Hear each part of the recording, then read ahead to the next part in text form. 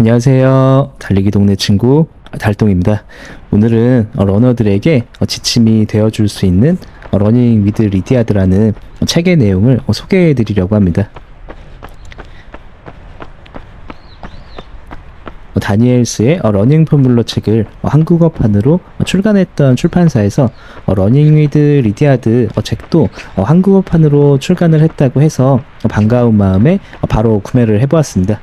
러닝 포뮬러 책을 쓴 다니엘스는 데이터를 중심으로 한 훈련에 강조했다면, 리디아드는 천천히 달리기를 통한 유산소 훈련의 중요성과 감각파적인 러닝 훈련을 강조합니다. 다니엘스와 리디아드는 러닝 코치계의 양대 산맥으로 불린다고 하니 두 책 모두 읽어보시면 달리기 기량을 높이는데 크게 도움이 될 것 같습니다. 책을 구매하고 배송을 기다리던 중에 정말 감사하게도 인간 희극 출판사에서 다니엘스의 러닝 포뮬러 리뷰 영상을 좋게 보셨다며 감사의 뜻으로 책을 선물해 주신다고 하셨습니다. 저는 이미 책을 직접 구입했기 때문에 선물 받은 5권의 책은 구독자분들께 추첨을 통해서 나눠드리려고 합니다. 이번 책 리뷰도 관심 있게 봐주시고 댓글을 자유롭게 남겨주시면 5분을 선정하여 책을 보내드리도록 하겠습니다. 뉴질랜드의 신발 공장에서 일하던 청년 아서 리디아드는 불어난 자신의 체중을 관리하기 위해서 달리기를 시작하게 됩니다. 리디아드는 일주일에 50km를 달리는 것은 과하다는 의견이 다수였던 당시 250km까지 뛰면서 오랫동안 멀리 달리는 장거리 유산소 러닝의 탁월한 훈련 효과를 발견하게 됩니다. 리디아드는 스스로 이런 훈련을 몸에 적응하면서 늦은 나이에 마라톤 국가대표까지 이루게 됩니다.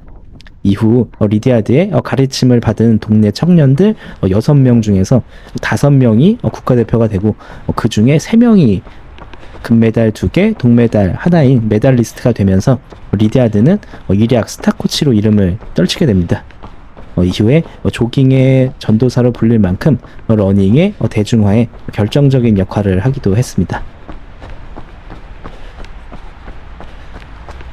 무리해서 목표한 거리를 채우는 훈련을 하다 보면 부상을 입을 수 있기 때문에 시간주를 하라는 말을 많이 들어보셨을 겁니다.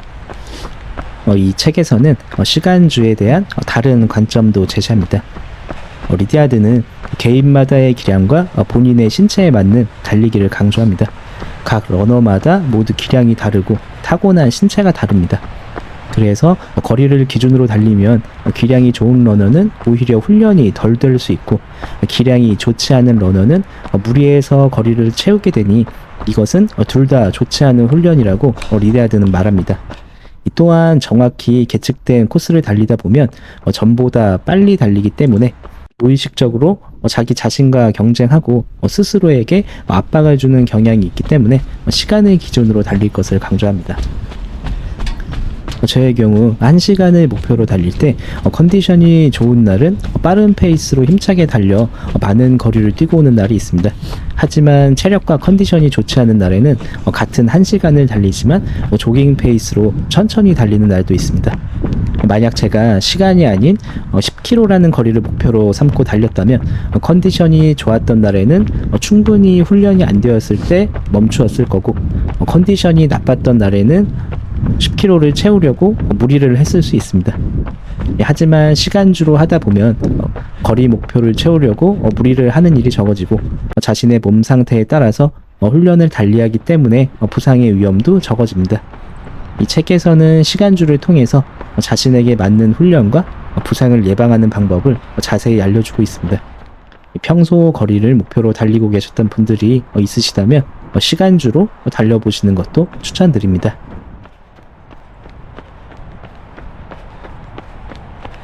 열심히 하되 무리하지 않는 훈련을 하라는 이야기를 많이 들어보셨을 겁니다. 이 말은 쉽지만 사실 열심히 하는 것과 무리하지 않는 것의 경계를 세우는 일은 꽤 막막하게 느껴집니다. 이 책에서 리디아드는 열심히 하되 무리하지 않도록 누구에게나 보편적으로 권하는 훈련을 소개하고 있습니다.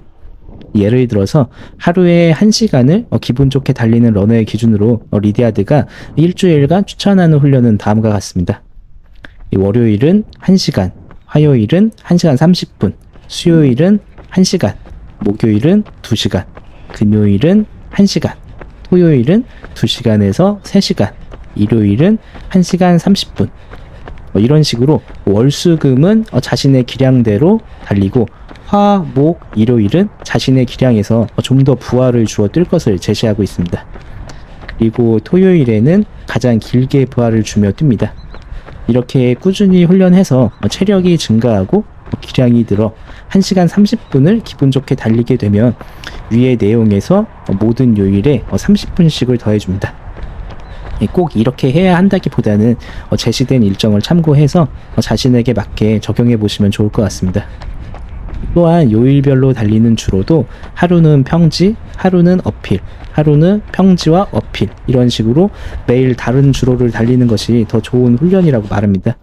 이 주로에 따라서 훈련되는 근육도 사용하는 주법과 자세, 호흡 등도 많이 달라지기 때문에 골고루 균형 있는 훈련이 된다고 합니다.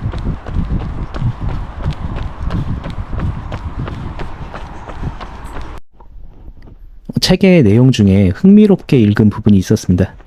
리디아드가 선수들을 훈련시킬 때 관심 있게 보던 한 무리의 학생이 물었다고 합니다. 지금 훈련시키는 선수들은 트랙을 몇 바퀴 도는 게 목표인가를 물었을 때 리디아드는 모른다고 대답하였습니다. 이 뭔가 일반적이지 않아 이상함을 느낀 학생은 그럼 저 훈련은 얼마의 페이스로 달리는 것이냐고 물었는데 그때에도 리디아드는 역시 모른다고 대답했습니다. 리디아드는 가장 중요한 사실은 선수 스스로 훈련 효과를 체감하며 진행하는 것이며 몸이 무엇을 원하며 얼만큼 충분한 훈련을 쌓았는지 깨닫는 것이라고 말합니다. 이 부분에서 리디아드의 모습이 일반적인 코치의 모습과는 많이 달라 놀랐지만 다시 생각해보니 정말 좋은 코치라고 생각되었습니다. 훈련의 페이스와 거리를 일괄적으로 정해주는 것이 아니라 선수가 자신의 기량을 정확하게 파악하고 훈련을 위한 부하가 얼마나 필요한지, 내가 부상 없이 최선을 다하는 정도의 훈련이 얼마인지를 판단할 수 있는 능력을 선수 각자에게 심어주었다고 생각하니 정말 대단하다고 생각되었습니다. 이렇게 자기 자신의 기량과 신체는 누구보다 본인 자신이 잘 알기 때문에 유명한 훈련법 또는 어떤 특정 훈련법을 적용해 보는 것도 좋지만 이에 앞서서 자기 자신의 달리기에 믿음을 갖는 것이 중요하다는 생각을 했습니다. 또한 자신에게 맞는 훈련량과 훈련 페이스를 찾아 적용해야 함을 다시금 생각해 보는 기회가 되었습니다.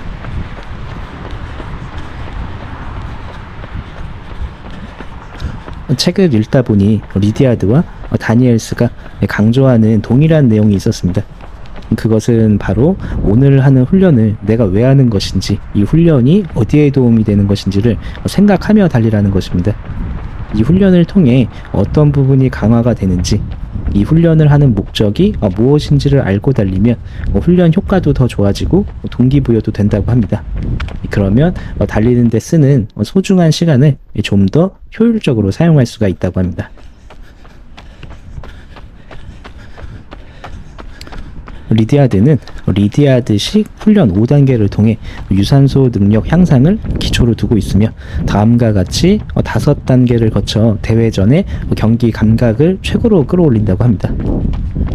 이 대회 5에서 10주 전에 마라톤 컨디셔닝을 합니다. 이것으로 기초 체력을 강화합니다.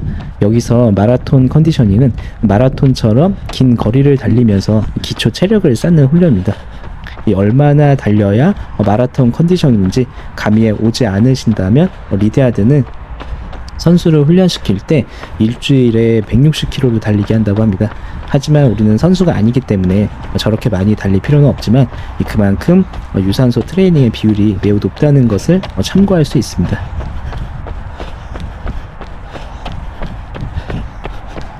4에서 6주 전에는 힐 트레이닝을 통해서 근력을 강화합니다. 이 4주 전에는 무산소 트레이닝을 통해서 스피드를 강화합니다. 그리고 4에서 5주 전에는 코디네이션을 통해서 대회 페이스 감각을 익힙니다. 마지막으로 1주에서 2주 전에는 테이퍼링으로 훈련량을 줄여가며 대회를 준비하며 무리하지 않도록 합니다. 대회 전 부상을 입지 않는 것이 가장 중요한 시점입니다. 유산소 운동이 무산소 운동보다 19배 더 효율적인 훈련으로 더 멀리, 더 빠르게 달리기 가능성을 높여준다고 합니다. 이 무산소 훈련을 한다면 유산소 능력을 최대한 끌어올린 후에 시작하길 권한다고 합니다. 또한 마라톤에서 페이스를 유지하기 위해서 자세가 중요한데 유산소 능력이 떨어지면 결국 페이스를 유지하기 힘들고 자세가 흐트러져서 좋은 기록을 낼 수가 없다고 합니다. 2시간 이상 뛰면 근육군에 자극을 가하면서 모세혈관 확장에 영향을 미칩니다. 그리고 새로운 모세혈관을 만들어내 근지구력이 크게 증가하게 됩니다. 그 결과 혈액 내 글리코겐을 효율적으로 사용하고 노폐물을 제거할 수 있게 해주어 마라톤 대회에서 좋은 성적을 내게 해준다고 합니다. 이렇게 유산소 능력을 향상시켜주는 마라톤 컨디셔닝에서 가장 중요한 것은 주 3회 장거리 유산소 달리기라고 합니다.